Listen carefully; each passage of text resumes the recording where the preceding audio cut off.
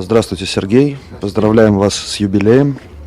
Нам сказали, что у вас сегодня не один юбилей, что ровно 35 лет назад вы закончили Грозненскую музыкальную академию. Да, Грузинское музыкальное училище, да, было такое дело.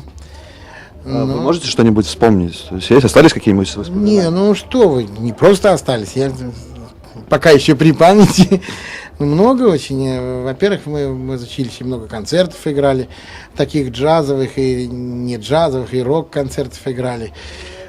Когда тогда была модная какая музыка, вот мы всю эту музыку играли в музучилище. Нам разрешали, и администрация, и дирекция, в общем-то, конечно, они ужасно были шокированы тем, что очень много людей, и там двери сносили, но все равно как-то относились к этому хорошо, потому что мы все-таки считали, что большинство из моего ансамбля были студенты музучилища, и потому, в общем, относились к этому, как, в общем, хорошо. В музыкальном училище в Грозном царила либеральная атмосфера? Абсолютно, да.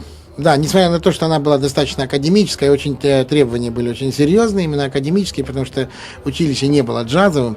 Тем не менее, вот было какое-то вот отношение вот такое домашнее, как к детям. Ну вот дети балуются, ну пусть. Ну, там как-то вот. Ваше ощущение от сегодняшнего вечера? Вот прошло первое отделение. Как реагирует публика? Очень хорошо, очень. Во-первых, хорошие люди сидят, все здорово, мне нравится все. Валерий Гроховский вот нам тут признался, что вы попробовали себя как-то раз как актер. Не могли бы вспомнить про это? То есть, когда вы снимали фильм, по-моему, это в Соединенных Штатах было? Да, это фильм был такой «Пассажир из Сан-Франциско». Он еще не вышел, я не знаю, выйдет ли вообще. Так как-то такая проба была очень интересная. Ну, не только этот. Вот был фильм такой «Градива», который снимала бывшая супруга Валерия Гроховского. Тоже я там участвовал как актер. Я там играл пианиста такого, который пришел на концерт, а концерта нет. Ну, в общем, такой, дождь идет, в общем, что-то такое. Какое впечатление вообще от кинематографа? Впечатление, честно говоря, в музыке меньше все-таки вот неправды, чем в кино. Вот в кино очень много неправды. Ну, там сняли не тогда, там не единовременно все делается, там завтра переснимем, там то, другое. В общем, это похоже, если сравнивать, очень похоже на то, как пишется пластинка. Вот не понравилось, там, переделал, там что-то.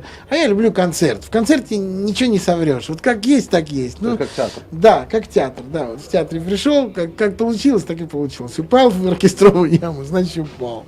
Ну, или там еще что-то. Ну, в общем, совсем другая атмосфера. Но писать музыку я тоже люблю.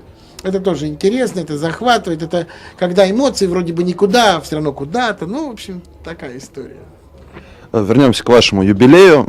Сегодня вам, наверное, очень много всего желали. Вот чего вы хотели пожелать самому себе? Ну, самому себе хочется пожелать, чтобы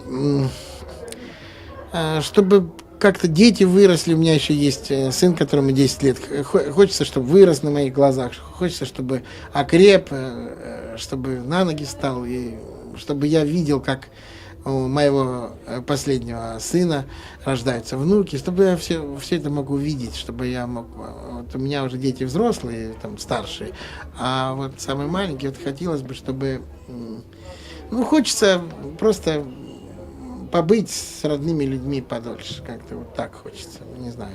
У меня такое вот, особенно с детьми, там, чтобы как-то...